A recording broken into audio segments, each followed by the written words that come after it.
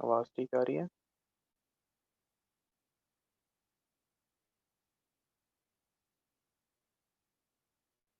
Okay. Nutrition start करते हैं हम लोग थोड़ा सा।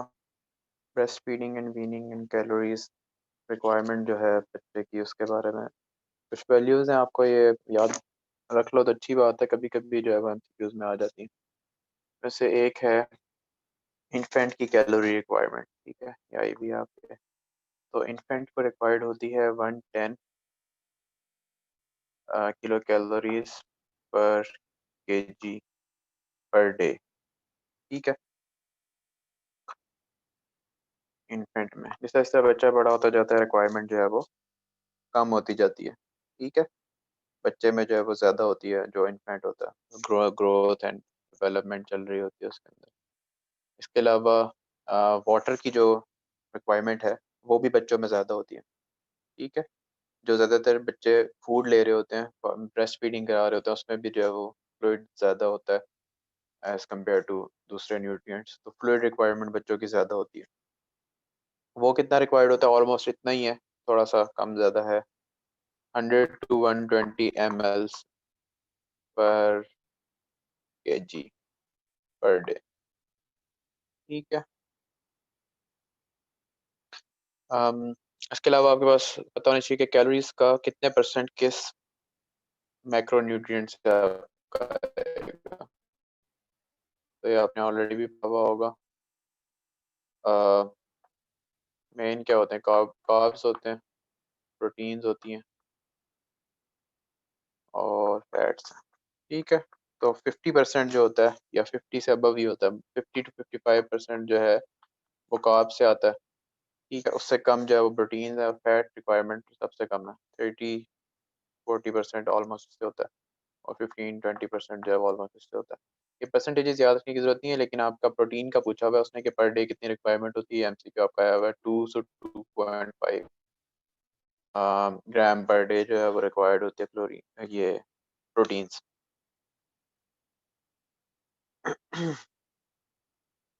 2 से 2.5 ग्राम्स पर केजी पर डे ये रिक्वायर्ड होती है, ठीक है। उसके अलावा प्रोटीन का लिटिल इंटेक जो अगर हो तो उससे क्या होता है वो हम आगे भी मेल न्यूट्रिशन में देखेंगे। टू लिटिल प्रोटीन इंटेक इन्होंने बताया हुआ है क्वाशियोकोरस से हो जाता है, ठीक है। और 2 लिटिल कैलोरी इंटेक से जो है वो रास्मस होता है। दिन दैट आपको मिनरल्स के आइडियली तो याद होना चाहिए कि मिनरल्स कितने रिक्वायर्ड होते हैं और वाइटामिन कितने रिक्वायर्ड होते हैं, लेकिन दो आप ज़रूर याद करो। वो हैं आपके पास दो वाइटामिन, वाइटामिन ए का और विटामिन डी का, ठीक है। ये आपको पता है विटामिन ए क्या करवाता है, क्या मतलब उसकी डेफिशिएंसी से क्या होता है? थोड़ा सा अगर बोलो तो अच्छी बात है, क्योंकि आज मैंने जो है वो रिवीजन नहीं की हुई इसकी। Night blindness. Help me out, yes, night blindness होती है। तो इसकी रिक्वायरमेंट आपके पास होती है ऑलमोस्ट जो है वो 1500 to 5000 international units per day तक होती है। और विटामिन डी की सिंपल है 400 इंटरनेशनल यूनिट पर डे, ठीक है। 1500 to 5000 international units per day. तो एटलीस्ट आपको ये दो पता होनी चाहिए। बाकी कैल्शियम की पता हो तो अच्छी बात है। 1/2 to 1.5 जो है वो ग्राम पर डे चाहिए होता है, सही है। विटामिन डी और कैल्शियम क्यों बच्चों में इम्पोर्टेंट है? विटामिन डी की वजह से रिकेट्स हो जाएगा, मतलब ना होने की वजह से। ठीक है। एक- हाँ, मिनरल ये न्यूट्रिशनल डेफिशिएंसी से रिकेट्स हो जाता है। अच्छा, तो ये चीज़ें आपने पढ़नी। अब कैसे पूरी करेंगे ये हम? जब बच्चा जब पैदा होगा उसको ब्रेस्ट फीडिंग स्टार्ट करवानी है आपने। 6 मंथ्स तक जो है वो एक्सक्लूसिव ब्रेस्ट फीडिंग होगी, यानी आपने कुछ और उसमें शहद और केले और चीनी ये वाली चीज़ें जो है वो ऐड नहीं करनी, ठीक है। एक्सक्लूसिव ब्रेस्ट फीडिंग होगी 6 मंथ तक। उसके बाद जो है वो आप सेमी सॉलिड फूड जो है वो सीरिलैक हो गया, ये केले हो गए, ठीक है, मैश करके इस तरह की चीज़ें जो है वो उसको आपने स्टार्ट करवानी है साथ साथ। और वो कब तक? उसको हम वीनिंग कहते हैं, जब हम ये वाली चीज़ें स्टार्ट करवाते हैं। 6 मंथ्स के बाद आपने, अराउंड 6 मंथ आपने वो स्टार्ट करवानी होती है। उसके बाद इसको आपने रखना होता है 2 ईयर्स तक। ये तो आपको पता ही है, मुस्लिम वैसे ही है उनका कि 2 ईयर्स तक उन्होंने करना होता है। ठीक है, साइंस भी यही कहती है। रिफ्लेक्सेस क्या यूज होते हैं? बच्चे के रिफ्लेक्सेस हम ऑलरेडी डिस्कस कर चुके हैं। रूटिंग रिफ्लेक्स होता है, सकिंग रिफ्लेक्स होता है। रूटिंग रिफ्लेक्स क्या होता है? बच्चा, हमने जब ये यूनिटरी रिफ्लेक्सेस पढ़े थे तो क्या होता है? ये फूड फाइंडिंग रिफ्लेक्स है। जब उसके आप चिन, ये क्या कहेंगे इसको, गाल पे जो है वो, चीक्स पे जो है वो स्ट्रोक करेंगे तो वो ढूंढेगा कहाँ पे जो है वो फूड है, तो वो वहाँ पे ऑटोमेटिकली जो है वो फाइंड कर लेगा उसको। ठीक है, 3 मंथ्स तक ये परसिस्ट कर रहा होता है। सकिंग रिफ्लेक्स 6 मंथ्स तक परसिस्ट कर रहा होता है। ये जब भी उसके मुंह में कुछ चीज डालेंगे तो वो खुद ही से सकिंग शुरू कर देगा। ठीक है, स्वॉलिंग रिफ्लेक्स वो रहता है, वो बाद में भी होता ही है। कोऑर्डिनेटेड मूवमेंट होती हैं आपके ओरल कैविटी और फेरिंक्स और वहाँ तक। ठीक है, उसके बाद मदर के क्या रिफ्लेक्सेस होते हैं? अब सकिंग बच्चे ने जब स्टार्ट की तो उसकी वजह से क्या रिलीज होता है? कौन सा हार्मोन रिलीज होगा? ऑक्सीटोसिन। ठीक है, ऑक्सीटोसिन क्या करता है? Let down reflex, milk let down reflex. ये आपको पता है कि सकिंग की वजह से जो है वो नेगेटिव प्रेशर जब जनरेट हो रहा होता है उसकी वजह से जो है मिल्क नहीं आ रहा होता। मिल्क जो है वो एक्टिव प्रोसेस के थ्रू जो आ रहा होता है बाद, एक दफा जब स्टार्ट हो जाए तो ये हो जाएगा। ठीक है, लेट डाउन रिफ्लेक्स किसकी वजह से होता है? ऑक्सीटोसिन की वजह से, ये आपने याद रखना है। ठीक है, उसके अलावा प्रोलेक्टिन भी स्कीट होगा। प्रोलेक्टिन जो है प्रोटेक्शन में ज़रूरी है। ऑक्सीटोसिन लेट डाउन रिफ्लेक्स में ज़रूरी है। इन्हीं की वजह से, प्रोलेक्टिन की वजह से मेनली पहले 6 मंथ्स में प्रेगनेंसी भी नहीं हो सकती, आप कहने में आप पढ़ोगे। और ठीक है, नेचुरल कॉन्ट्रासेप्शन है ये। उसके अलावा क्या चीज़ें बतानी चाहिए आपको? स्किम मिल्क अगर यूज़ करेंगे, स्किम मिल्क के अंदर निकाला हुआ होता है ना उसके ऊपर वाला क्रीम वगैरह, तो स्किम मिल्क में क्या होता है? उसको पूरा सटाइटी के लिए ना, यानी जो फुलनेस की फीलिंग होती है कि बच्चा पूरा हो गया, पी लिया उसने, वो फीलिंग के लिए जो है वो उसको ज़्यादा पीना पड़ेगा। ठीक है, ज़्यादा यूज़ करना पड़ेगा उसको, लार्ज वॉल्यूम्स कंज्यूम करना पड़ेगा उसको। ठीक है, इसके अलावा काओ मिल्क के अंदर as compare to human milk क्या चीज़ें कम होती हैं? थोड़ा सा आपको बस आइडिया होना चाहिए, इतना ज़रूरी नहीं है। फैट जो होता है वो काओ मिल्क के अंदर थोड़ा सा ज़्यादा होता है। ठीक है, और लैक्टोज जो होता है वो कम होता है एज कम्पेयर टू ये। बाकी मदर का जो मिल्क होता है, अब वो एडवांटेजेस पे आ जाते हैं हम।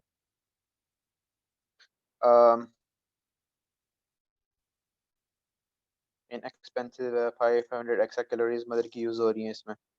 यही आपने लैक्टेटिंग मदर में पूरी भी करनी होती हैं, अगर आपको याद हो, प्रेगनेंसी और लैक्टेशन में जो एक्स्ट्रा कैलोरीज ऐड होती हैं।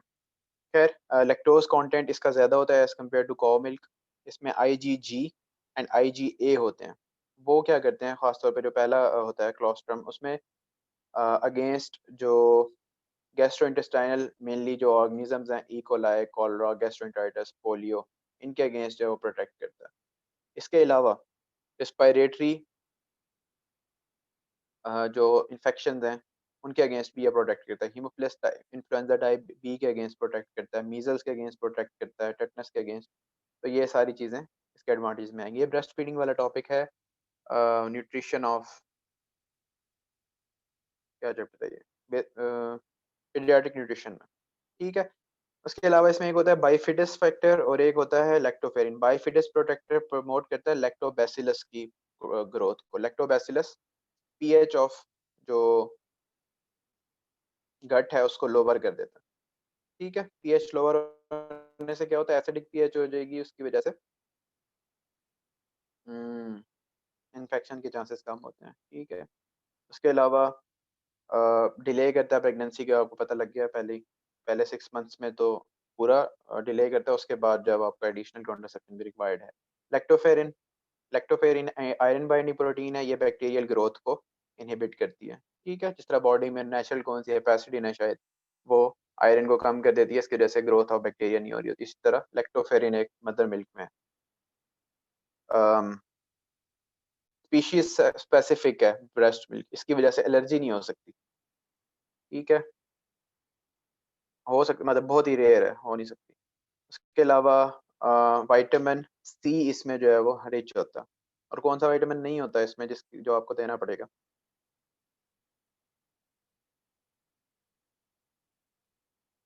विटामिन के विटामिन के, ठीक है। और आयरन रिच भी होता है ये। तो क्या क्या आपको पता लग गया इसमें? इसमें IgA है, इसमें IgM है, IgG है, इसमें लैक्टोफेरिन है जो आयरन को बाइंड कर लेती है, जिसकी वजह से बैक्टीरिया उसको यूज नहीं कर सकते। इसमें जो लैक्टोज है वो ज़्यादा है, इसमें प्रोटीन्स हैं, केजिन है, ठीक है। इसमें वही ये चीज़ें, प्रोलैक्टिन इसकी वजह से सक्रीट हो रहा है जो लैक्टेशनल वो मतलब करवा रहा है, कॉन्ट्रासेप्शन करवा रहा है नेचुरली। तो ये वाली सारी चीज़ें किस किस के अगेंस्ट ये प्रोटेक्ट कर रहा है? डायरिया के अगेंस्ट, ठीक है। डायरिया कॉज बाय गैस्ट्रोएंटेराइटिस, किसी भी इकोलाई से, कॉलरा से, पोलियो, टेटनस, इन सारी चीज़ों से ये बचा रहा है। नेक्रोटाइजिंग एंटेरोकोलाइटिस से बचा रहा है और रेस्पिरेटरी इन्फेक्शन से बचा रहा है। एलर्जी के चांसेस बहुत रेयर हैं with breast milk. Infant mortality भी कम करता है ये। कॉन्ट्राइंडिकेशन ऑफ ब्रेस्ट फीडिंग बहुत ही कम है, लेकिन आनी चाहिए। कोई भी ऐसी डिजीज जो ब्रेस्ट मिल्क के थ्रू ना बच्चे में ट्रांसफर हो जाए, ठीक है, कौन सी हो सकती है? वो एक्टिव टीबी, ठीक है। उसके एक्टिव अलावा टीबी रेस्पिरेटरी ड्रॉपलेट से ट्रांसफर होती है, इसलिए मना किया हुआ है, ब्रेस्ट मिल्क से नहीं होती। अच्छा, ठीक है। एक्टिव टीबी है, HIV है, ये दो इसकी डिजीजेस की वजह से है। बाकी मदर की कंडीशन ऐसी नहीं है कि वो कर सके फीड, तो उसमें हो सकता है वो इमोशनली भी अनस्टेबल हो सकती है, उसको कोई क्रोनिक डिजीज भी हो सकती है, किडनी डिजीज वगैरह इसकी वजह से भी ना हो, ठीक है। उसके अलावा कुछ ड्रग्स हैं लाइक वॉरफेरिन पे शायद नहीं, वॉरफेरिन तो उसमें प्रेगनेंसी में एंटी कन्वल्सेंट्स हैं, उसके ऊपर आप नहीं कर सकते, ठीक है। इसके अलावा इन्फेंट के अपने प्रॉब्लम हो सकते हैं, उसको कोई मेटाबॉलिक डिजीज है, फिनाइल कीटोन यूरिया, ग्लैक्टोसीमिया, उसमें नहीं यूज़ करना। प्री मेच्योर इन्फेंट है, उसमें नहीं करना, उनका सेकंडरी रिफ्लेक्स ठीक नहीं होता, उसमें निकाल के फिर आपको करना पड़ता है, देना पड़ता है। लेफ्ट लिप क्लेफ्ट पैलेट है तो नेजल में रिगर्जिटेशन हो रहा होता है, तो उसकी वजह से भी नहीं देना, एस्पायरेशन हो सकती है। सही है। बाकी इनिशिएशन आपने हमने पढ़ा था, फर्स्ट डे पे आपने जो है वो एज सून एज पॉसिबल जो है वो आपने करवानी होती है, विद इन 1 आवर, ठीक है। कुछ जगह विद इन हाफ आवर भी लिखा हुआ है, जल्दी से जल्दी बस आपने कराना है उसको। तो पहला जो होता है वो क्लोस्ट्रम कहलाता है, उसमें बहुत एंटीबॉडी रिच वगैरह और ये सारी चीज़ें आपको पता है। और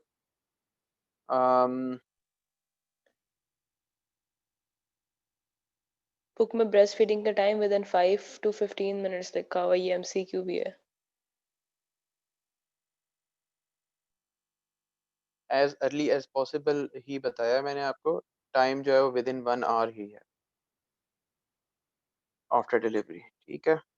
बाकी स्पेसिफिकली अगर लिखा हुआ है तो ठीक है, MCQ होगा।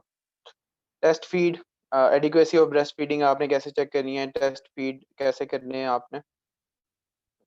Weight of the child before and after breast feeding आपने चेक करना है, ठीक है, 24 आवर्स के अंदर। इससे आपको पता लग जाएगा, इतना प्रैक्टिकल नहीं है, बार बार किधर आप जो है उसको ये करते रहोगे। क्लिनिकली कैसे करोगे?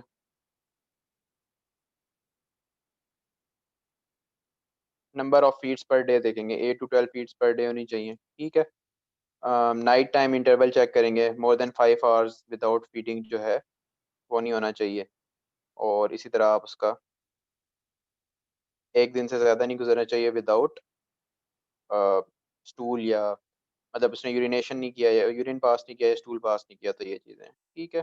3 to 4 टाइम्स अ डे करेगा और इस तरह आपको पता लग जाएगा। 2 स्टूल्स, 1 to 2 स्टूल्स मेकोनियम के अलावा होने चाहिए। ये इतनी इंपॉर्टेंट चीज़ नहीं है ये। जॉन्डस और ये हम पढ़ चुके हैं, breast feeding jaundice and breast milk jaundice, क्या डिफरेंस है? ब्रेस्ट फीडिंग जॉन्डिस किस वजह से होता है और ब्रेस्ट मिल्क जॉन्डिस किस वजह लेस ब्रेस्ट फीडिंग होता है जब लेस ब्रेस्ट फीड करा रही होती है, और से? ब्रेस्ट मिल्क जॉन्डिस होता है उसमें एंजाइम की वजह से। ठीक है, बीटा ग्लूकुरोनीडेज एंजाइम है वो होता है, उसकी वजह से प्रॉब्लम हो जाती है, ठीक है। बाकी स्टेप्स हैं ये एज सच वाइवा में आपके पूछे जा सकते हैं। आर्टिफिशियल फीडिंग है, आर्टिफिशियल फीडिंग जो है वो यूज़ की जा सकती है अगर मदर कॉन्ट्राइंडिकेटेड है या कोई इस तरह का प्रॉब्लम है, ठीक है। और ये हो सकता है। एक C टेक्निक है, ये आपने देख लेनी है। और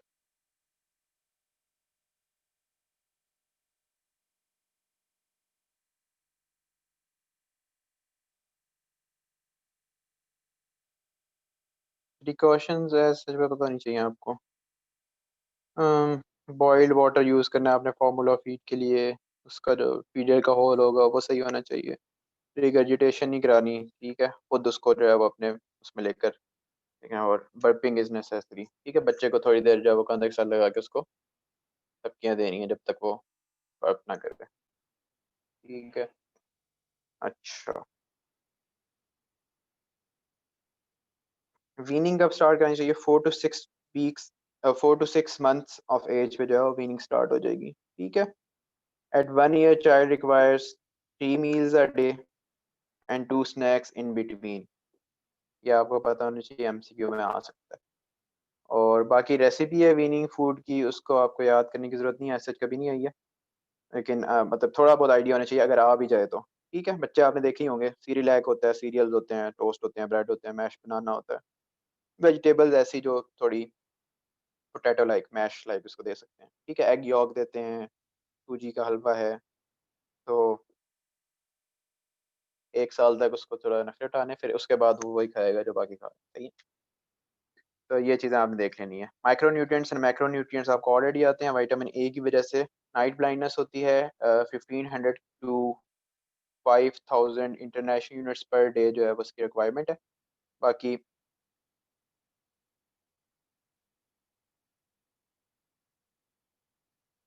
और क्या होता है, विटामिन ए है, विटामिन डी हम पढ़ चुके हैं, वही है को vitamin D depend, sorry, nutrition deficiency vitamin D की वजह से रिकेट्स होता है, bowed legs, care like head, delayed fontanelle closure, और रिस्ट का जब आप वो कराओगे एक्सरे बेस्ट जो है, तो क्या होगा,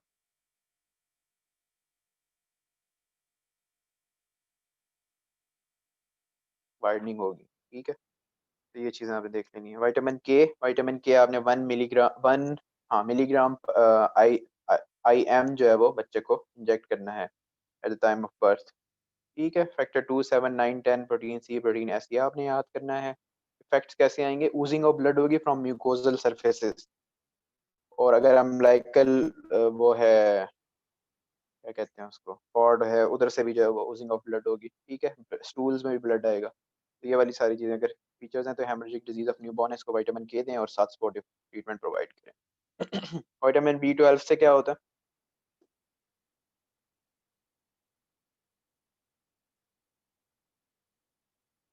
मेगैलोब्लास्टिक एनीमिया।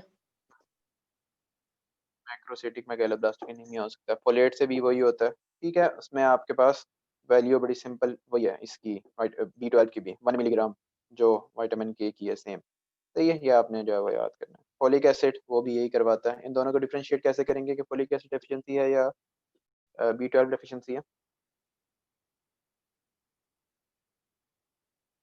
हम्म,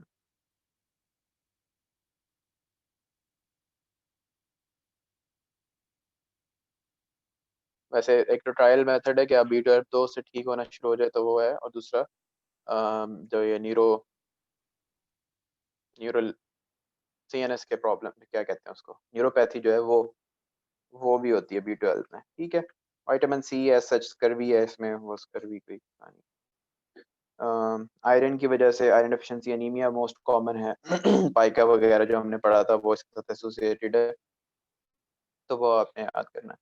बाकी मैं बस आ गया मेन टॉपिक आज का, वो है mail nutrition. What is male nutrition? Pathological stage resulting from relative और एब्सोल्यूट डेफिशिएंसी ऑफ न्यूट्रिएंट्स। तो रिलेटिव और एब्सोल्यूट का क्या मीनिंग हुआ? रिलेटिव का मतलब है कि, एब्सोल्यूट का मतलब है मिल ही नहीं रहा, ठीक है। रिलेटिव का क्या मतलब है, मिल रहा है बट उससे आगे जो स्टेप्स हैं एब्जॉर्प्शन में या उससे आगे, वो मसला है कोई। तो सिवियर एक्यूट मैलन्यूट्रिशन का क्राइटेरिया दिया हुआ है इन्होंने, ये मल्टीपल टाइम्स रिपीटेड है। क्या है? Severe wasting in infants under 6 months है और ओवर 6 मंथ ऑफ एज है, ठीक है। 6 मंथ से कम में आपको क्या विजिबल वेस्टिंग नजर आएगी, और 6 मंथ से ज्यादा में आपको मेजरमेंट्स करनी पड़ेंगी। तो क्या मेजरमेंट्स हैं? वेट फॉर लेंथ या weight for height. Length 1 year से कम होती है जब वो खड़ा नहीं हो सकता, और हाइट जब वो खड़ा होना शुरू हो जाता है तो बच्चा, तो उसकी स्टैंडिंग हाइट लेते हैं। तो weight for height, weight for length एक ही बात है। उसमें थ्री स्टैंडर्ड डेविएशन बिलो जो है मीन होगा अगर, तो ये आपके पास सीवियर वेस्टिंग है।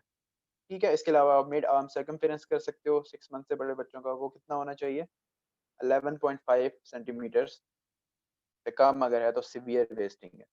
ये सीवियर का क्राइटेरिया है, नॉर्मल का क्राइटेरिया नहीं है। मतलब इससे अगर ऊपर है तो वो मैल न्यूट्रिशन होगी उसको, लेकिन सीवियर नहीं होगी। वो हम आगे अभी जाके इसकी डिटेल में देखेंगे कि क्या क्या वैल्यूज हैं। बाईलैटरल एडीमा, एडीमा के फिर आगे ग्रेड्स हैं। ठीक है, ग्रेड्स आपके पास 1 2 3, मतलब 1 पॉजिटिव 2 पॉजिटिव 3 पॉजिटिव है। अगर 1 पॉजिटिव है तो सिर्फ फीट और एंकल्स पर है, अगर 2 पॉजिटिव है तो आपके पास हैंड्स में भी है और आर्म्स में भी है और लेग्स और फीट में भी है। ठीक है, मतलब आर्म्स और लेग्स में और हैंड एंड फीट में, हैंड्स एंड फीट में, ये जो है ग्रेड 2 हो गया। एंड ग्रेड 3 या पॉजिटिव 3 जो है वो पूरा हर जगह जनरलाइज्ड एडीमा। तो ये बाईलैटरल एडीमा अगर प्रेजेंट है तो ये भी सीवियर वेस्टिंग का साइन है। ठीक है, बाकी मेरास्मस क्वाशकोर है, उसको आगे देखते हैं। Primary and secondary mail nutrition है। प्राइमरी मेल न्यूट्रिशन कब होगी, जब सोशो इकोनॉमिक स्टेटस की वजह से या पॉवर्टी की वजह से, लाइक एजुकेशन ना होने की वजह से फीमेल हो तो उसके कल्चरली उसको निगलेक्ट कर देते हैं ऐसे यहाँ पे ना, तो वो इस तरह हो सकता है। ठीक है, ये वाली सारी चीज़ें जो हैं, बच्चे ज़्यादा हैं, फैमिली प्लानिंग, चादर देख के पाँव नहीं फैलाए, तो ये वाली सारी चीज़ें प्राइमरी मेल न्यूट्रिशन होगी इसकी वजह से। और सेकेंडरी कब होगी, वो कर तो रहा है, ले तो रहा है, उसको फूड मिल रहा है, लेकिन या तो एब्जॉर्ब ही नहीं होता है, एब्जॉर्ब होता है तो इन्फेक्शन की वजह से इधर उधर लग जाता है, कोई क्रोनिक डिजीज है, इधर उधर कैलोरीज यूज हो रही हैं, मेटाबॉलिक प्रॉब्लम है उसको, डायबिटीज मेलाइटिस है, ग्लाइकोसीमिया है, लिपिड स्टोरेज, म्यूकोपॉलीसेकेराइड, ये वाली सारी चीजें हैं, तो वो सही नहीं होता। ठीक है, मोस्ट कॉमन जो है वो बिटवीन 3 मंथ्स टू 3 ईयर्स। ठीक है, ये वाली जो एज है इसमें बड़ा प्रोन होते हैं फॉर मेल न्यूट्रिशन बच्चे। तो ये हर तरह से उनकी साइकोलॉजिकल उसकी जो डेवलपमेंट है, मेंटल डेवलपमेंट है, फिजिकल डेवलपमेंट है, ग्रोथ है, ये सारी चीज़ों को जो है वो इफेक्ट करेगी। अब क्लासिफिकेशन इसकी डिफरेंट किस्म की है, कुछ वेट की बेसिस पे हैं, कुछ वेट फॉर हाइट की बेसिस पर हैं। ठीक है, तो वो हम डिस्कस करेंगे। कुछ एडिमा वगैरह के साथ मिला के वेट फॉर हाइट, तो वो भी है। तो अगर वेट की बेसिस पे आप क्लासिफिकेशन कर रहे हो तो हम क्लासिफिकेशन उसको क्या कहते हैं, गोमेज क्लासिफिकेशन। सिर्फ वेट देखा जाएगा उसमें। नॉर्मल बच्चों से उस एज पे एक नॉर्मल बच्चे का जितना वेट होना चाहिए ना, एक्सपेक्टेड वेट उसको हम कहेंगे। ठीक है, एक्सपेक्टेड वेट का अगर 60% से कम है तो हम इसको कहेंगे कि सिवियर मेल न्यूट्रिशन है। अगर 60 to 75% तक है तो माइल्ड माइल न्यूट्रिशन है। 75 to 90% है तो, सॉरी मॉडरेट थी वो, 75 to 90 है तो वो माइल्ड है, और अगर इससे ऊपर है नॉर्मल है। एक्सपेक्टेड एज के 10% के आसपास है तो नॉर्मल है। तो ये आपके पास गोमेज क्लासिफिकेशन बनेगी। इसमें आपको एज सच को याद रखने का वो नहीं है, 15 आप जो है वो कम कर दो। 90 माइनस 15 75 माइनस 15 60 और 60 बिलो। अगली जो हम पढ़ेंगे उसमें आपने 10 10 करना है। अगला है हाइट और वेट, आप दोनों देख रहे हो। ठीक है, तो weight for height, weight for height. और इसमें एक बात आपने याद रखनी है, weight for height usually use होता है एक्यूट मेल न्यूट्रिशन के लिए, और हाइट फॉर एज जो है वो क्रोनिक मेल न्यूट्रिशन के लिए आप यूज करते हो। सही है। और जो तीसरा क्या रह गया, वेट फॉर हाइट हो गया, हाइट फॉर एज हो गया,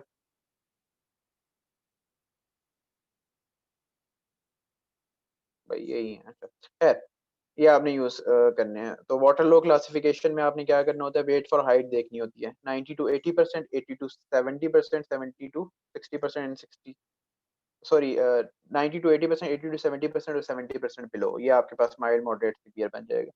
तो ये आपने याद करनी है। वेट फॉर हाइट यूज कर रहे हैं इसमें। वेलकम्स क्लासिफिकेशन में वेट फॉर हाइट ही यूज करते हैं, साथ आप एडिमा ऐड कर लेते हो।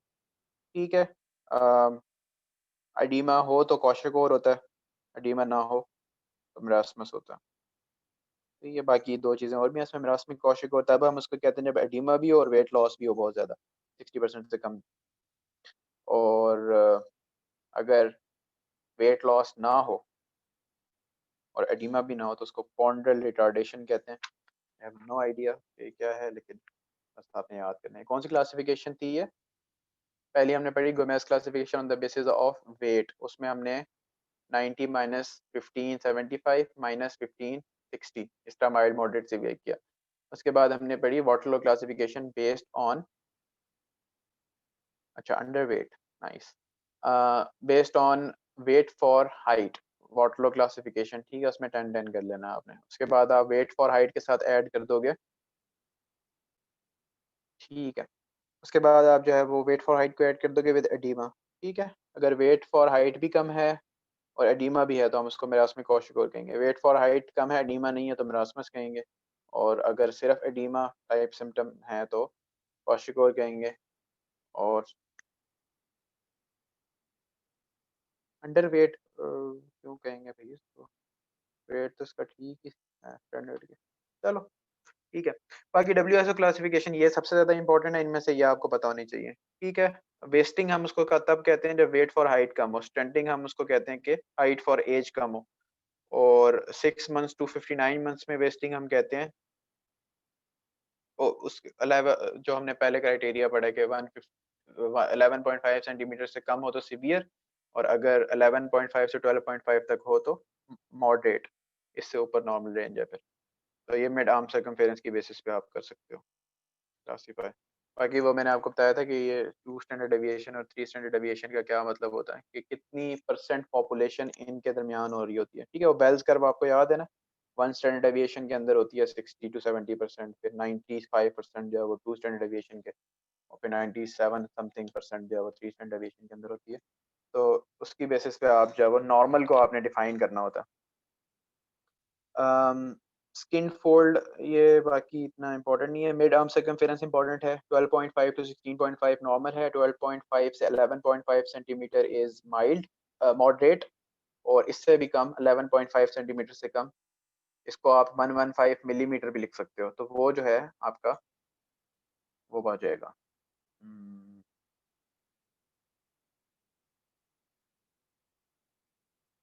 सिवियर।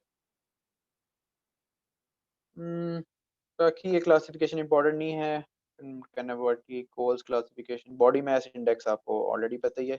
इस तरह भी ठीक है, लेकिन ओबेसिटी वाला के भी आपको पता होना चाहिए। 12 18 पॉइंट मुझे याद नहीं पड़ रहा, 18.5 है, 17.5 से लेके आपके पास 24.9 तक जो है वो नॉर्मल रेंज होती है। इससे कम जो है वो अंडर वेट है, इससे ऊपर प्री ओबीज होता है, और 30 से ऊपर जो है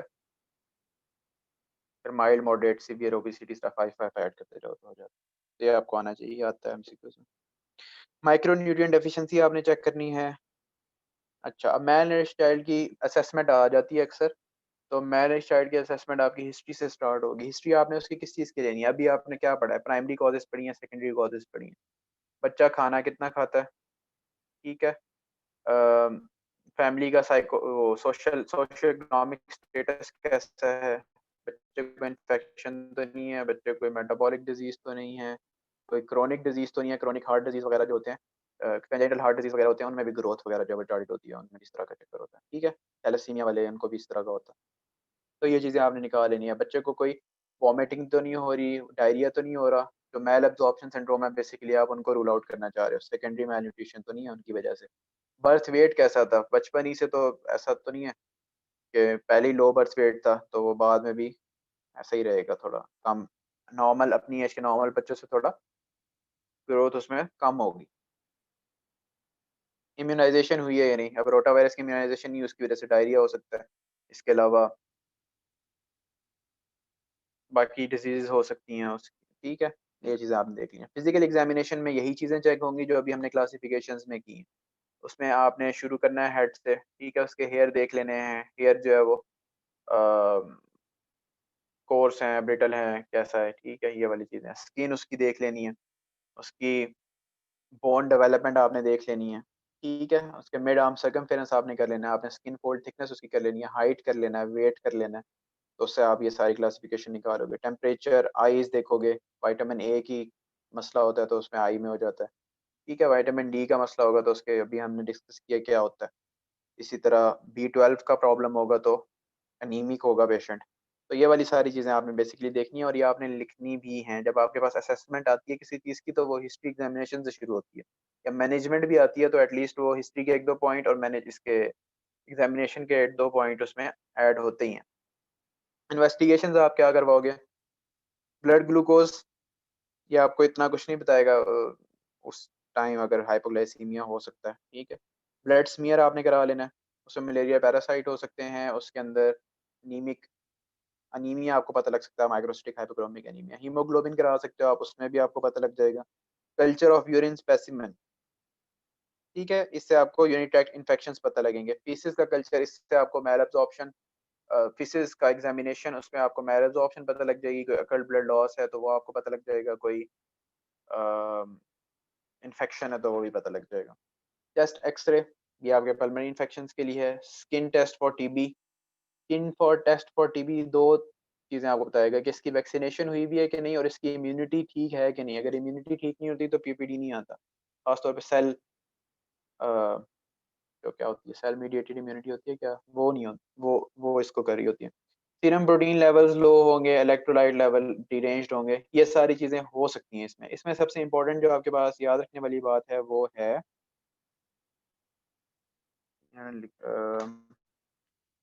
स्पेसिफिक। आपका एमसीक्यू है, बता कि स्पेसिफिक टेस्ट कौन सा कराओगे ब्लड में जो आपको मेल न्यूट्रिशन का बताएगा, तो कोई याद है?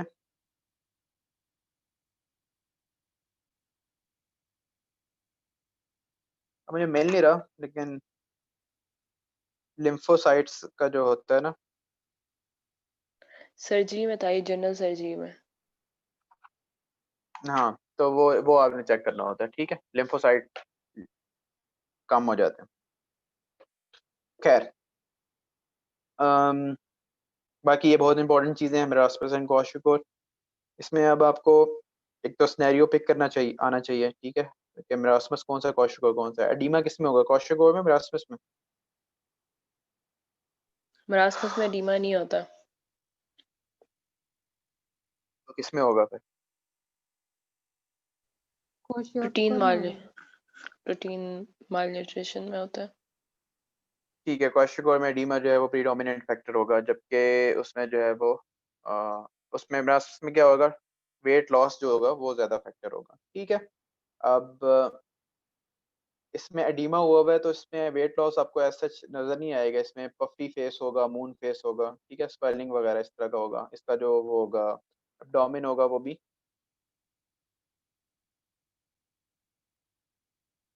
वो होगा, डायलेटेड सा होगा, ठीक है, डिस्टेंडेड सा होगा। और पुअर एपिटाइट होगी इसमें, और स्किन शाइन या डिमेटस होगी। जबकि इसके उलट करते जाओ आप, स्किन लूज होगी, रिंकल्ड होगी, हेयर ये आपकी मसल वेस्टिंग होगी, सबक्यूटेनियस फैट वेस्ट लॉस होगा। ये वाली सारी चीजें जो है ये आपके पास मेरास्मस में होती हैं। और उसमें एक little man, little old man या मंकी फेस, ये जो है वो उसमें एक क्वेश्चंस में आता है। मंकी फेस या लिटिल ओल्ड मैन, तो वो मेरास्मस के फीचर है ये, ठीक है। क्वाशियोकोर लेस कॉमन है, मेरास्मस मोर कॉमन है। उसके अलावा क्या होगा, कॉजेज इसके हैं कुछ वही वाले कॉजेज बनते हैं इसके basically. Failure of lactation, poverty, ignorance, lack of family planning, cultural problem. Secondary causes infection, congenital malabsorption, जो हमने मेल्यूट्रिशन के पढ़े हैं ना वही इसके ऑलमोस्ट कॉजेज वही बनते हैं। क्लिनिकल फीचर्स आपको पता लग गए। एडिमा नहीं होता, स्किन एंड हेयर चेंजेस नहीं होती, loss of muscle mass, loss of subcutaneous tissue ये होता है। टेंडन रिफ्लेक्सेस डिमिनिश्ड हो सकते हैं और एब्सेंट भी हो सकते हैं इवन, इतना ज़्यादा होगा। और बच्चा एग्जामिनेशन कराने नहीं चाह रहा होगा। मंकी फेस होगा, लिटिल ओल्ड मैन फेस होगा। यूजली जो है वो एडल्ट अलर्ट होगा और एपिटाइट ठीक होगी। यही चीज़ें आप उल्टी कर दो। जो क्वाशियोकोर होगा उसमें जनरलाइज्ड एडिमा होगा, ग्रोथ फेलियर होगा, इरिटेबल चाइल्ड होगा, और डर्माटाइटिस इसमें होता है, फ्लैकी पेंट डर्माटाइटिस। ये क्या होता है, हाइपोपिगमेंटेशन या हाइपर पिगमेंटेशन हुई भी होती है। तो स्किन चेंजेस और हेयर चेंजेस अगर आई हुई हैं और एडिमा आया हुआ है और अ, इस तरह का है बच्चा, ठीक ही लग रहा है आपको, तो वो क्वाशिकोर है। कॉम्प्लिकेशंस क्या हैं जी? क्वाशिकोर की hypothermia, hypoglycaemia, cardiac shock, infections, vitamin A deficiency, anaemia, dermatosis, watery diarrhoea, abdominal distension. तो इतने सारे प्रॉब्लम जो हैं वो सिर्फ मैल न्यूट्रिशन की वजह से जो है क्वाशिकोर चाइल्ड को हो सकते हैं। मरासमस मोर कॉमन है, क्वाशिकोर लेस कॉमन। ठीक है, तो ये चीज़ें आपने देख लेनी है। ट्रीटमेंट क्या है? 3 फेजेस हैं ट्रीटमेंट के। फर्स्ट इनिशियल ट्रीटमेंट आप देंगे, जो भी उसको एट द टाइम रिक्वायर्ड होगी ना चीज़, लाइफ थ्रेटनिंग कंडीशन है अगर कोई, तो उसको आपने ट्रीट करना है। हाइपोथर्मिया है तो उसको आपने ट्रीट करना है। जितना डेफिसिट हुआ हुआ है उसको आपने ट्रीट करना है। सेकंड स्टेज में फिर रिहैबिलिटेशन होगी। उसके फिर आगे फेजेस हैं वो हम देखते हैं। और फिर थर्ड जो चीज़ है वो है फॉलो अप। उस अब बच्चा को अगर एक दफ़ा मैल न्यूट्रिशन हुई है, इसका मतलब है उसके पास कोई ना कोई प्रॉब्लम तो है ना। तो अगर वो घर उसको दोबारा भेज देंगे तो उसको दोबारा भी प्रॉब्लम हो जाएगा वो। तो इसलिए आपने उसको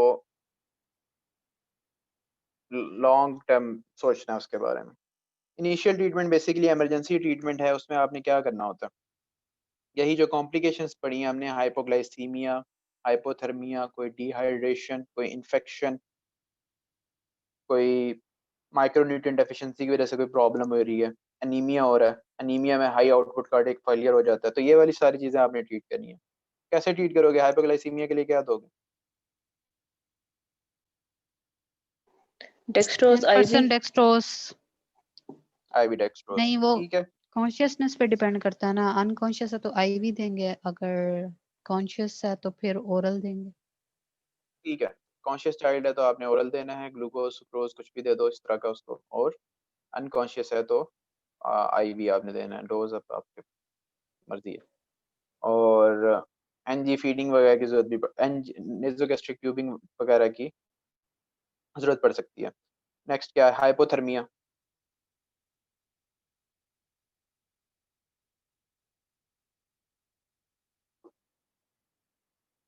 इतना तो कोई नहीं। अगर बहुत छोटा बच्चा है तो उसको आपने कैंगरू टेक्निक लगानी। कैंगरू टेक्निक क्या होती है? कैंगरू देखा है कभी? ऑस्ट्रेलिया वाला जो डॉक्यूमेंट्री दिखा रहे थे, कैसे होता है वो? तो बच्चे को, जो छोटा कैंगरू होता है उसको मदर ने अपने उसमें रखा होता है, तो वो टेम्परेचर, मदर की बॉडी का टेम्परेचर उसको मिल रहा होता है ना, तो वो आपने उनको मिला देना है, वो कर देना आपने। ठीक है। उसके अलावा थर्मोन्यूट्रल एनवायरनमेंट होनी चाहिए, बहुत गर्मी नहीं बहुत सर्दी नहीं, ठीक होना चाहिए। बच्चे का एक्सली टेम्परेचर अराउंड 35 से अबव होना चाहिए। 35 से कम चला जाएगा तो उसको हम हाइपोथर्मिक में वो कर देंगे, हाइपोथर्मिक है ये बेबी। ठीक है। और क्या होता है? हाइपोथर्मिया मेंटेन कर लिया, हाइपोथर्मिया कर लिया आपने ट्रीट, हाइपोग्लाइसीमिया कर लिया। और डिहाइड्रेशन, डिहाइड्रेशन का पढ़ चुके हैं हम, क्या करते हैं डिहाइड्रेशन में? ओआरएस देते हैं। रिड्यूस ऑस्मोलैरिटी ओआरएस देते हैं, वो आपने करना है। और फिर वो डिपेंड करेगा आपस में भी कि माइल्ड है, मॉडरेट, सम है, सीवियर है, इस तरह की डिहाइड्रेशन है, तो ओआरएस दे सकते हो। फ्लूइड इनटेक उसका ज़्यादा कर सकते हो। अगर शॉक में जा रहा है डिहाइड्रेशन की वजह से, हाइपोवोलेमिक शॉक भी हो जाता है बच्चों में, तो फिर आपने उसको उस तरह से ट्रीट करना है। आईवी डेक्सट्रोज वगैरह नॉर्मल स्टैंड जो हम डिस्कस कर चुके हैं, वही वाले सारा कुछ करना है आपने। ठीक है। अगर साथ वॉमिटिंग चल रही है, साथ क्या कहेंगे उसको, ये डायरिया चल रहा है, तो उसको भी आपने ट्रीट करना है और रिप्लेस करना है उसको भी। अच्छा, हाइपोथर्मिया, हाइपोग्लाइसीमिया, ये हो गया। इन्फेक्शन कोई है तो उसको आपने ट्रीट करना है। ठीक है। कोई भी पेनिसिलिन दे सकते हो आप, ठीक है, मॉक्सिलिन दे सकते हो, एम्पिसिलिन दे सकते हो, जेंटामाइसिन, स्पेक्सोन, और ये आपने चीज़ें देनी है। सिर्फ डायरिया के लिए आपने एंटीबायोटिक नहीं देनी। वो आपको पता है कि डायरिया जो होता है ज़रूरी नहीं होता कि उसमें एंटीबायोटिक्स आपने देनी है, उसके अपने हैं। अगर फॉर एग्जांपल ब्लड है स्टूल्स में, फीवर उतर नहीं रहा है काफ़ी दिन में, डिटेरियोरेशन हो रही है उसकी, फिर आप एंटीबायोटिक स्टार्ट करवाओगे, तो ये चीज़ें हो सकती हैं।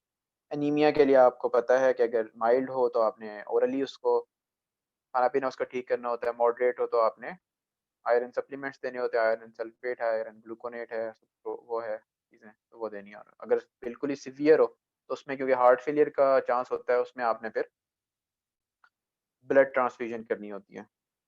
ठीक है। बच्चों में जो है वो 4 से कम इन्होंने दिया हुआ है कि अगर 4 से कम हो तो आपने कर देनी है। और अगर 4 से 6 हो और रेस्पिरेटरी डिस्ट्रेस हो फिर आपने करनी है। तो ये क्राइटेरिया इंपॉर्टेंट है। ये आपका आता है कि ब्लड ट्रांसफ्यूजन कब करनी है। अब ये सर्जरी में अलग है थोड़ा सा, वहाँ पे भी देख लेना आपने। कॉर्नियल क्लाउडिंग और अल्सरेशन है तो विटामिन ए डेफिशिएंसी की वजह से उस टाइम पे आप विटामिन ए डेफिशिएंसी उसकी पूरी कर दोगे, लेकिन पैडिंग करोगे और उसको जो है वो बैंडेजिंग वगैरह करके और ऑइंटमेंट्स दोगे इसकी, एंटीबायोटिक्स, ठीक है, एट्रोपिन ड्रॉप्स दोगे, ये वाली चीज़ें करोगे। अब यहाँ तक की सारी कॉम्प्लिकेशन की। अब आप आओगे डाइटरी मैनेजमेंट पे। डाइटरी मैनेजमेंट आपने क्या करनी है, अगर तो है ब्रेस्ट फीडिंग पे तो ब्रेस्ट फीडिंग ही चलेगी, अगर उससे बड़ा है तो आपने स्मॉल फ्रीक्वेंट फीड्स स्टार्ट करवानी है, ठीक है, क्योंकि बच्चा जब मैल न्यूट्रिशन हुई भी होती है उसको जैसे ही आप खाना देते हो वॉमिटिंग स्टार्ट हो जाती है, गट उसकी वो नहीं करती, उसको टॉलरेट नहीं करती, वॉमिटिंग स्टार्ट करना शुरू हो जाता है वो, ठीक है। उसके अलावा one of the best thing is milk ही है, ठीक है, कैलोरीज भी होती हैं उसमें, प्रोटीन्स भी होती हैं, सब चीज़ें होती हैं। तो ये चीज़ें क्यों वॉमिटिंग वगैरह स्टार्ट हो जाती है और क्या इसका साइड इफेक्ट है अगर आप रैपिडली फीड करवाओगे उसको। जो सीवियर मैल न्यूट्रिशन वाले होते हैं ना, उनकी बॉडी के जो सिस्टम होते हैं उन्होंने अपनी कैलोरीज, रीफीडिंग। रीएडक्टिव एडॉप्टेशन जो है, रीफीडिंग सिंड्रोम कह लो, ये जो है फ्लूइड वगैरह और सारा कुछ जो है वो उधर शिफ्ट होता है, रैपिड चेंजेस होती हैं उसके अंदर, जिसकी वजह से अचानक से वो और फेलियर हो जाता है उसमें। फिर फीडिंग फार्मूलाज हैं F75 F100, ये आप यूज़ कर सकते हो। F75 में क्या 75 कैलोरीज हैं और 100 में 100 कैलोरीज हैं। प्रोटीन्स F75 में 0.9 ग्राम्स हैं, ये आपको याद करनी है 100 ml पर 100 ml ऑफ फार्मूला, और जो F100 है उसके अंदर 2.9 है। तो इजी है, 75 100 0.9 2.9, तो कैलोरीज एंड प्रोटीन्स ये आपने याद करनी है। बाकी एक मिनरल मिक्स है, मिनरल मिक्स में जो है वो आपके पास सारे जो ये सोडियम पोटाशियम मैग्नीशियम ये वाली चीज़ें ये मिक्स हुई हुई हैं, ठीक है, जो मिनरल्स चाहिए आपको ये वाली चीज़। ये आपका पहला इमरजेंसी ट्रीटमेंट पूरा हो गया।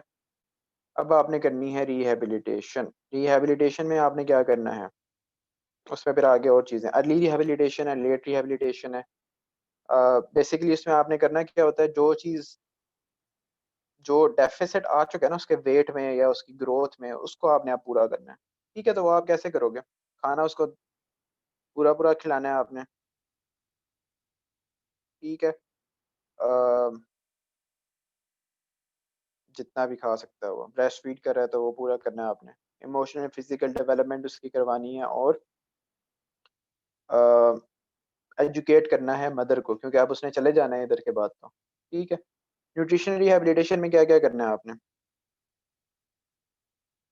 हॉस्पिटल में रखेंगे फर्स्ट पार्ट में उसको उसको खिलाएंगे इसी तरह जो आपने बताया है, उसको फिर डिस्चार्ज आपने कब करना है, जब ठीक हो जाए, उसको सब कुछ खाना पीना ठीक करना शुरू हो जाए, एक्टिव हो जाए, टेम्परेचर भी ठीक हो जाए, उसका इन्फेक्शन भी सारी खत्म हो जाए, वॉमिटिंग डायरिया एडिमा जो चीज़ें हम इमरजेंसी फेज में ट्रीट कर रहे थे वो सारी खत्म हो जाएंगे, और weight gain 5 grams per day, 5 grams पर केजी पर डे होना शुरू हो जाए।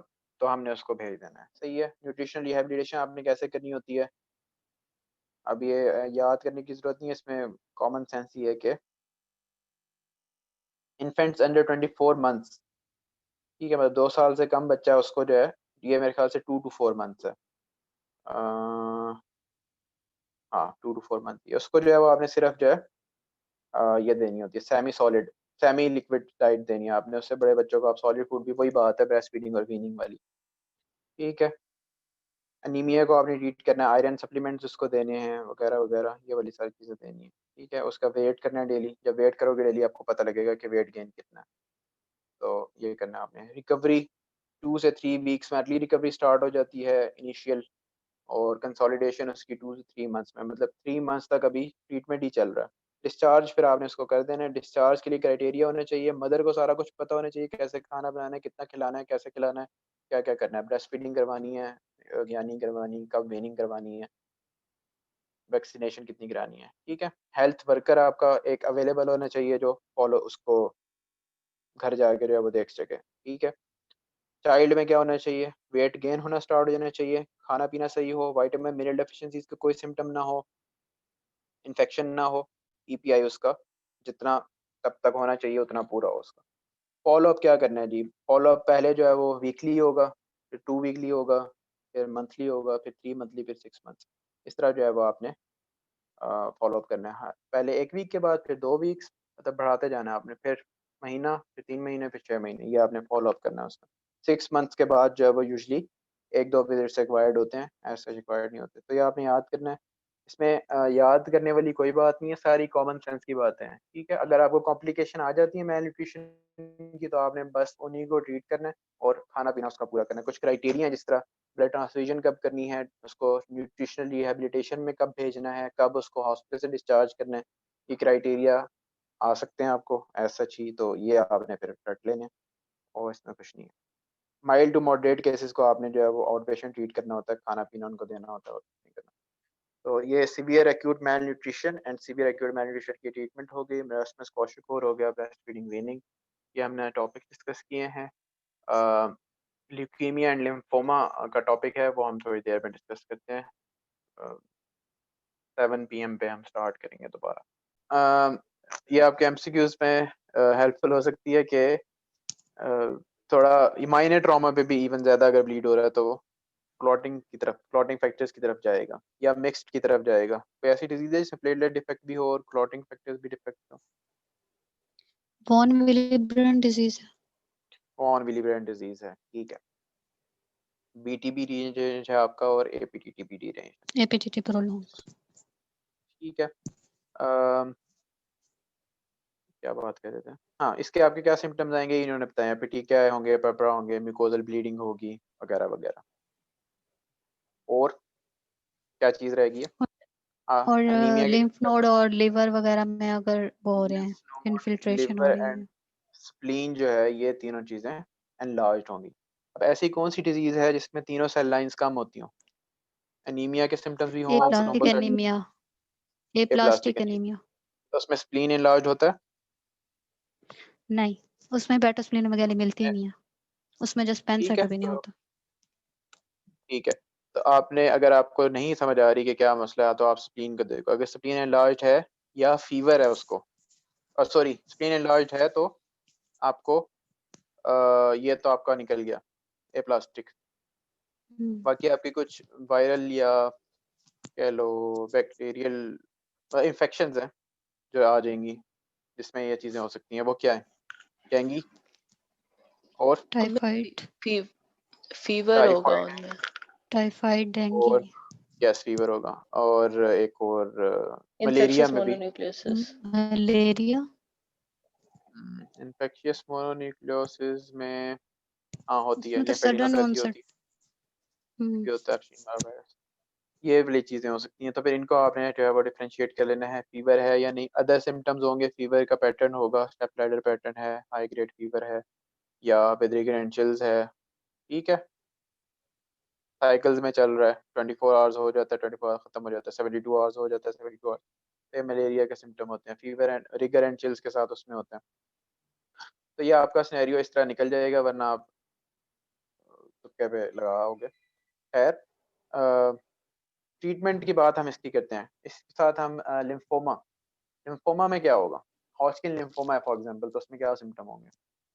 उसमें सर्वाइकल लिम्फ नोड इनलार्ज होंगे और उसका सबसे पहले जो टेस्ट कराते हैं वो भी चेस्ट एक्सरे कराते हैं। उस लिम्फ नोड की वजह से अगर मीडियस्टाइनल मैस है तो ही वुड बी डिस्निक, डिस्फेजिक, यही है ठीक है, उसमें। और हाँ, उसमें उसमें ना फीमेल प्रीडोमिनेंस ज्यादा है, मतलब जो एएलएल है वो मेल्स में ज्यादा कॉमन है, बॉयज में, और जो लिम्फोमा है वो गर्ल्स या फीमेल्स में कॉमन है। ठीक है। बाकी उसमें क्लिनिकल फीचर्स ने बताए हैं, उसमें ज़्यादा जो प्रेजेंटिंग कंप्लेंट होगी ना, वो सर्वाइकल या सुप्राक्लेविकुलर लिम्फ नोड इनलार्जमेंट की होगी, ठीक है। पेनलेस होगी, और उसमें भी पेनलेस ही होती है। एंटीरियर मीडियस्टल मैस हो सकता है, जिस तरह उसके सिम्टम्स हो सकते हैं कंप्रेशन की वजह से। एक चीज़ इन्होंने मिस कर दी है, टीबी लाइक जो सिम्टम्स होते हैं ना, night sweats, fever, low grade fever, lethargy, anorexia pruritus, ये इनको हम कहते हैं बी सिम्टम्स। Constitutional symptoms. हाँ, कॉन्स्टिट्यूशनल भी हैं, लेकिन बी सिम्टम इनको कहते हैं जब हम क्लासिफिकेशन करते हैं ना, स्टेजिंग करते हैं। तो ये ओके। अगर प्रेजेंट हो ये भी प्रेजेंट होते हैं उसमें। तो ये आपको बड़ा कंफ्यूज करते हैं क्वेश्चन में कि अब सर्वाइकल लिम्फ एडिनोपैथी के साथ आया है एक पेशेंट और उसको साथ लो ग्रेड फीवर है, उसको नाइट स्वेट्स हैं, तो क्या आता है ध्यान में? टीबी आता है। टीबी आता है, ठीक है। तो फिर आपको डिफरेंशिएट करना है उसमें कैसे डिफरेंशिएट होगा? हेपेटोस्प्लिनोमेगाली से। इसमें होती है वो लिम्फोमा में हो होगी। सकती है, स्प्लीन इनलार्ज हो सकती है, वैसे रेयर है बट इट कैन प्रेजेंट। हाँ, इसका इस तरह का कोई फीचर नहीं है। आपने हम उसके लिम्फ बाद फिर नोड्स की बायोप्सी की तरफ नहीं जाएंगे या? एग्जामिनेशन तो करो लिम्फ नोड का, बायोप्सी तो चलो पता लग ही जाएगा। एग्जामिनेशन करो। लिम्फ नोड अगर वो होंगे पेनलेस होते हैं, टीबी में होते हैं या इसमें पेनलेस होते हैं? इसमें पेनलेस किसमें होने होते हैं। चाहिए थे? दोनों में ही पेनलेस होते हैं, ठीक है। अच्छा, उसके बाद इसमें हार्ड होंगे या उसमें हार्ड होंगे? इसमें हार्ड होंगे, उसमें hard मेटेड होते हैं। हार्ड और मेटेड तो अलग अलग इसमें होगा ना। सॉफ्ट नहीं होते? में फर्म होते हैं, उसमें भी फर्म ही होते हैं, उसमें लाइक उसमें लेकिन थोड़ा फर्म से अगला क्या होता है? फर्म ही होते हैं दोनों में, ठीक है। तीसरी बात डिस्क्रीट और मेटेड लिम्फ नोड्स, ठीक है। इसमें डिस्क्रीट फर्म होंगे, उसके अंदर मेटेड लिम्फ नोड्स होंगे, ठीक है। ये आपके हो जाएगा। दूसरा कॉन्टेक्ट हिस्ट्री होगी। ये तो कॉन्टेक्ट से नहीं लगता, लिम्फोमा लगा किसी कॉन्टेक्ट से कभी?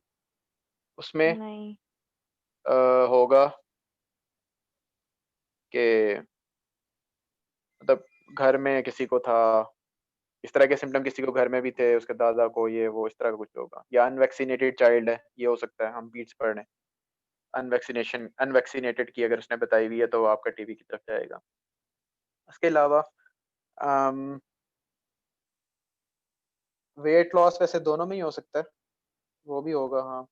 तो ये वाले सिम्टम्स थोड़ा बहुत आपको जो है वो पता लगेगा। उसके बाद आपने बायोप्सी करा लेनी है, ठीक है। उसकी भी इसकी भी के जिसमें प्रोसेस मिलेगा वहाँ पे, यहाँ पे आपको वो बनेंगे सेल्स, आर एस सेल, जो रीड स्टेनबर्ग सेल होते हैं, ठीक है। बाकी इसकी 4-5 टाइप्स होती हैं। लिम्फो सिटिक होता है, न्यूक्लियर स्क्लेरोसिंग होता है, mix cellularity, lymphocyte predominant, lymphocyte depleted. ये वाले जो हैं आपको पता होनी चाहिए, नेम्स पता होने चाहिए, बस डिटेल आपने कुछ भी नहीं करना है, ठीक है। एक्ससिजनल बायोप्सी करनी होती है इसके अंदर, फिर उसकी स्टेजिंग करनी होती है आपने। इसकी स्टेजिंग भी आपने याद करनी है। अब मुझे याद तो नहीं है, लेकिन अगर डायफ्राम के दोनों साइड पे हो तो वो स्टेज 3 होता है। एक्स्ट्रा नोडल इन्वॉल्वमेंट हो जाए तो स्टेज 4 होता है, ठीक है।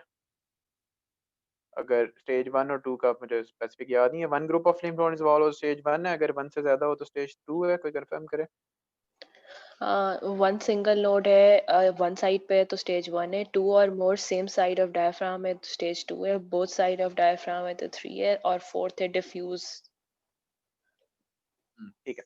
और ए और बी भी इनको फर्दर सब डिवाइड होंगे। सिम्टम्स हैं ये वाले, नाइट स्वेट्स, लो ग्रेड फीवर, वेट लॉस, तो बी हो जाएगा, और वरना ए रहेगा। 1A 1B 1 2A 2B, ठीक है। तो ये आपकी क्लासिफिकेशन इसकी वो हो जाएगी, स्टेजिंग हो जाएगी।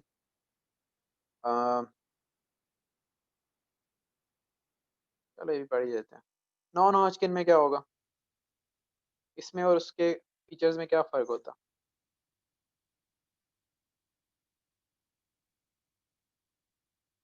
वो जो है ना थोड़ा जल्दी स्प्रेड करता है, ठीक है। होता उसमें भी यही है, आपके पास मेडिएस्टिनल मैस के साथ हो सकता है, किसी भी लिम्फ नोड के मैस के साथ आ सकता है आपके पास, ठीक है। उसमें पेन भी ज़्यादा होगा, एब्डोमिनल पेन के साथ प्रेजेंट कर सकता है वो पेशेंट, और स्प्रेड जल्दी जल्दी होगा उसका। दूसरा उसका ये नहीं होगा कि एक लिम्फ नोड का सेट इन्वॉल्व है तो उसके साथ ही, फॉर एग्जांपल इसमें था सुप्राक्लेविकुलर इन्वॉल्व है तो लाइक सर्वाइकल इन्वॉल्व है तो नेक्स्ट उसमें सुप्राक्लेविकुलर इन्वॉल्व होगा, ठीक है। कंजेक्टिव नोड्स इन्वॉल्व होंगे साथ साथ वाले। उसमें कैसे होगा? ऊपर सर्वाइकल इन्वॉल्व है, नीचे इंग्वाइनल इन्वॉल्व है, बीच वाले मिस हैं, ठीक है। इस तरह की इन्वॉल्वमेंट होगी उसमें। दूसरा उसमें कोई बी सिम्टम्स लाइक ऐसा कुछ भी नहीं है।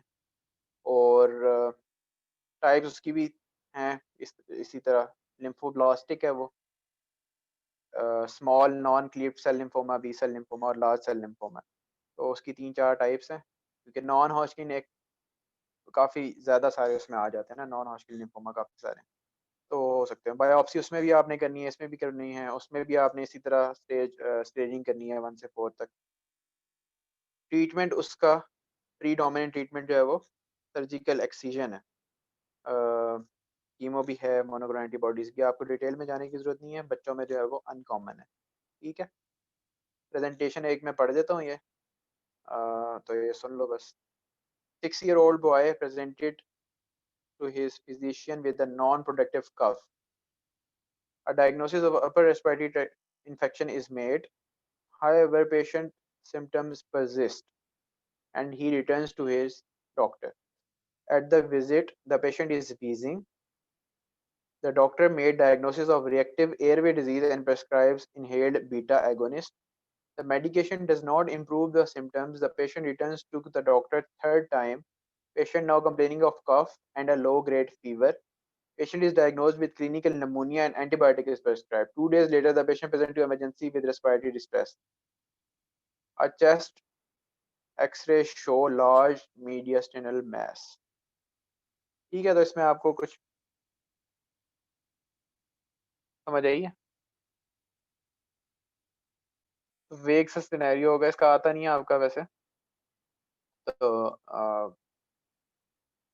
आपने जब सारी चीज़ें रूल आउट कर दी हैं तो आपके पास पीछे नॉन हॉस्किन लिम्फोमा बचेगा। इन्फेक्शन भी रूल आउट कर लिया आपने, टीपी भी आपने नहीं है इसको, और जब आपने एक्सरे कराया तो मीडियास्टिनल मैस मिला सिर्फ, तो ये इस तरह हॉस्किन का बड़ा सिंपल है, छोटा सा बच्चा है, वेट लॉस है, फीवर एंड नाइट स्वेट्स हैं, non tender cervical lymph nodes है, दैट इज लिम्फ नोड है दैट इज 4 to 5 सेंटीमीटर। अच्छा, वो जो टीबी का है ना कि वो पेन पेन होता है उसमें, तो वो उसकी स्टेजेस हैं। पहले उसमें सिर्फ लिम्फ नोड में होती है कैप्सूल को, फिर वो इन्वेड करता है, फिर साइनस बन जाती है, फिर पता नहीं कोल्ड एब्सेस बन जाती है, फिर साइनस डिस्चार्ज होना शुरू हो जाती है, फिर कहीं जाके पेनफुल होता है। तो वो किसी भी स्टेज के ऊपर आपके पास आ सकता है कोल्ड टीबी। एब्सेस के बाद कॉलर स्टड एब्सेस बनती है, फिर साइनस बनती है। जी बिल्कुल ऐसे ही। कोलेस्टेड एब्सेस कोल्ड एब्सेस को नहीं कहते, अलग अलग चीजें हैं। कोल्ड एब्सेस सिंगल एब्सेस होती है, एक ही कैविटी होती है। कॉलर स्टड में 2 कैविटीज बनी हुई होती हैं, 2 अलग एब्सेस मिली हुई होती हैं। ठीक है ठीक है ठीक, थैंक यू। तो ये हो जाएगा। ट्रीटमेंट तो सिंपल ही है, रट्टा ही लगाना है आपने। पहले आपने उसके प्रिपरेशन करनी है पेशेंट की। ठीक है, प्रिपरेशन क्या करनी है आपने, कोई इन्फेक्शन ना हो उस पेशेंट को, कोई अनीमिया, थ्रोम्बोसाइटोपिनिया, ये चीज़ें ट्रीट करनी है। सेंट्रल वीनस कैथेटर आपने उसको पास करनी, ठीक है। और ट्यूमर लाइसिस सिंड्रोम के लिए उसको प्रिपेयर करना है। वो क्या होता है? जब सेल डाई करते हैं तो जो इंट्रासेलुलर कंटेंट्स होते हैं वो सर्कुलेशन में आ जाएंगे, जैसे फॉस्फेट है, पोटासियम है, और जो न्यूक्लिक एसिड है उससे फिर यूरिक एसिड बनेगा, वो भी फिर ब्लड में आ जाएगा। उससे ठीक फिर है, फर्दर प्योरीन्स और कॉम्प्लिकेशन। पैरामिडीन्स, प्योरीन्स जो है वो मेनली यूरिक एसिड बनाएंगी और हाइपर यूरिसीमिया हो जाएगा, तो उसके लिए क्या देंगे? एलोपिरानोल देंगे उसमें, ठीक है। रेस्प्यूरिकेज है एक, और एलोपिरानोल है, ये आपने स्टार्ट करवा देनी है, और हाइड्रेशन उसकी सही कर देनी है, मतलब एडुकेट होनी चाहिए, ठीक है। ये चीज़ें करने के बाद ये आपने लिखना है जब आपके पास मैनेजमेंट आएगी। ये चीज़ें करने के बाद आपने फिर स्पेसिफिक थेरेपी देनी है, जिसके 3 फेजेज होते हैं। इसकी हम बात कर रहे हैं ALL की, 3 फेजेज होते हैं उसमें। प्रीमिश, या आप डेविडसन से कर लेना, ये इधर बहुत ही परवेज अकबर में लंबा सा लिखा हुआ है। रिमिशन, इंडक्शन, कंसोलिडेशन और मेंटेनेंस, 3 फेजेज हैं, ठीक है। Induction, consolidation and maintenance. अब इसमें डिफरेंट डिफरेंट ड्रग्स लगेंगी और कुछ सेम रहेंगी। इंडक्शन में आपके पास क्या लगता है? विनक्रिस्टीन, प्रेडनिसोन, एस्पार्जिनेज, डोनोरोबिसिन, ये आपको लगेंगी, ठीक है। इसमें से डोनोरोबिसिन कंटिन्यू करोगे, साइटेराबिन और एटोपोसाइट ऐड करोगे। मेंटेनेंस में फिर वही ऊपर पहले वाली आ जाएंगी, प्रेडनिसोन और विनक्रिस्टीन वापस आ जाएगी, और साथ आपने 6 मार्केप्टोप्यूरिन एंड 6 मार्केप्टोप्यूरिन ऐड करनी है आप, ठीक है। जब कभी CNS इन्वॉल्वमेंट होगी तो उसके लिए इंट्राथीकल क्या लगेगा? मिथोट्रिक्सेट लगेगी, ठीक है। CNS जो होता है इसमें मिथोट्रिक्सेट आपने यूज करना है। और कुछ सब टाइप्स होती हैं ALL की जिसमें फिलाडेल्फिया क्रोमोसोम पॉजिटिव होता है। यूजुअली किस मेलिग्नेंसी के साथ एसोसिएटेड होता है फिलाडेल्फिया क्रोमोसोम। CML के साथ होता है। हाँ, तो इसमें कुछ ALL के साथ ही पॉजिटिव हो सकता है। अगर वो पॉजिटिव हो फिर आप इमेटिनिब यूज कर सकते हैं, which is a monoclonal antibody specific for जो टायरोसिन काइनेज बनता है फिलाडेल्फिया क्रोमोसोम BC और ABL से, वो उसके साथ जाके फॉर्म करती है। खैर ये करना है आपने, सही है। बाकी एनीमिया का ट्रीटमेंट आपको पता है, आपने जो है वो based on severity blood transfusion देनी है या नहीं देनी है, डिसाइड करना है। ब्लीडिंग का आपको पता है, क्योंकि प्लेटेड टाइप ऑफ ब्लीडिंग है तो उसमें प्लेटेड तो नहीं देने होते आपने, रिक्वायर्ड नहीं होते, और तो उसको आपने दे भी सकते हो अगर बहुत ज़्यादा है। कोagulation एब्नॉर्मैलिटीज़ हैं तो वो कर दे रहे हैं। इन्फेक्शंस के लिए आपने प्रोफिलैक्टिक एंटीबायोटिक्स देनी है, इन्फेक्शंस हैं तो एंटीबायोटिक्स को ट्रीट करना है आपने। खास तौर पे कौन से अपॉर्चुनिस्टिक जो होते हैं ना, कैंडिडा वगैरह, ये हो जाते हैं क्योंकि इन पेशेंट्स की इम्यूनिटी लो हुई होती है। बाकी बच्चा है तो उसमें निमोनिया जो है वो कॉज करवा सकते हैं। ग्राम नेगेटिव ऑर्गेनिज्म जो है स्टेफ्लो, ये ई कोलाई, क्लेब्सियला, सिरोमोनाज, ये वाले जो हैं हॉस्पिटल में भी ये वैसे होते हैं, और ये हो सकते हैं। फंगल हो सकता है तो एम्फोटेरिसिन बी आप दे दो उसको, फंगल नमूनिया की बात कर रहा हूँ, वो उसके लिए आपने देनी है। तो ये वाली चीज़ें आप स्टार्ट करवा सकते हो। मेटाबॉलिक प्रॉब्लम्स होंगी इस बच्चे को बहुत सारी, ठीक है, जिसमें से एक की हम बात कर चुके हैं, ह्यूमर लाइसिस सिंड्रोम वगैरह, और बाकी जो उसमें जो यूरिक एसिड है उसकी हम बात कर चुके हैं। बाकी जो इन्होंने बताया कि हाइपर कैलीमिया हो सकता है या इस तरह की चीज़ें होंगी, और उसके लिए आप डायलिसिस कर सकते हो अगर रिक्वायर्ड हो। वो डायलिसिस की आपको पता है कि अगर हाइपरकैलीमिया के सिम्टम्स आना शुरू हो जाएं या आपके ट्रीटमेंट से ठीक ना हो रहा हो, लाइक हार्ट एरिथमियास वगैरह होना शुरू हो जाए, फिर आपने जो है वो डायलिसिस करना होता है। तो वो रीनल रिप्लेसमेंट थेरेपी या डायलिसिस की अपनी इंडिकेशंस हैं, वो अगर पूरी हो रही है आपने करनी है। बाकी लॉन्ग टर्म ट्रीटमेंट है, और काफ़ी अगर आपने देखा हो कभी BLL वाला बच्चा कोई, तो अपनी कीमो की जो है वो बहुत सारी वो हैं साइड इफ़ेक्ट्स होते हैं, ठीक है। बड़ा वीक हो जाता है बच्चा, और स्कूल तो वैसे नहीं जा सकता वो, इस तरह की चीज़ें हैं। हाँ, भूख नहीं लगती उसको, एनोरेक्सिया बहुत ज़्यादा होता है इसमें, वॉमिटिंग होती है, नौजिया होता है, वॉमिटिंग तो नहीं होती, बहुत ज़्यादा खाया नहीं जाता। तो ये चीज़ें इसके लिए फिर साइकोलॉजिकल सपोर्ट उसको जो है वो प्रोवाइड करनी है आपने, तो बहुत ज़रूरी होती है। उसके अलावा डेफिनेटिव ट्रीटमेंट जो है वो इसका हेमाटोपोइटिक स्टेम सेल ट्रांसप्लांटेशन है, जैसा कि बाकी सारे हेमेटोलॉजिकल डिसऑर्डर्स का है, लेकिन वो भी इन अभी इतना डेवलप नहीं है वो फील्ड, तो उसका है, ठीक है। बाकी ये मेडिसिन से रिलेटेड एक दो बातें वो मैं आपको बता देता हूँ। अगर तो ओल्ड एज है, आप नहीं दे सकते उसको ये कीमो, ठीक है, ALL आपका ओल्ड एज में हो, तो उसको आप पैलिएटिव थेरेपी देते हो, जो हाइड्रोक्सी कार्बामाइड और 6-marcaprotopurine ये देते हैं, ठीक है। तो ये आपने 2 ड्रग एक्स्ट्रा याद करनी है। बाकी हाँ, टेस्ट में जो है वो ये तो किए थे आपने, बल्कि मैंने बता ही दिया था, क्रोमोसोम एनालिसिस और CD रिसेप्टर की इम्यूनोहिस्टोकेमिस्ट्री और माइलोपेरोक्सीडेज और TDT, ये वाले टेस्ट जो होते हैं, ये भी आप जो स्पेसिमेन लेते हो ना, आप उसके ऊपर ये परफॉर्म कर सकते हो आप। तो ये चीज़ें होती हैं, ठीक है। हॉजकिन में क्या ट्रीटमेंट होता है, उसमें भी इस तरह की रेजिमेंट है, नहीं उसमें EVP AVBT है है। क्या है, हाँ AVBT, तो वो AVBT आपने याद करनी है। और टाइप्स की याद करनी है, ये इसमें से MCQs बहुत आते हैं स्टेजिंग की में से। एक आया हुआ था कि सर्वाइकल लिम्फ नोड्स इन्वॉल्वमेंट है and inguinal lymph node involvement है, तो कौन सी स्टेज हुई, तो कौन सी हुई? 3। हाँ 3, इसके में 3 याद थी। तो ये जो है ये करना है। और इसमें से क्या आता है, ट्रीटमेंट ही आता है, और मैनेजमेंट पूरी हद तक आ सकती है। हाँ, इसकी वो आती है प्रोग्नोस्टिक फैक्टर्स,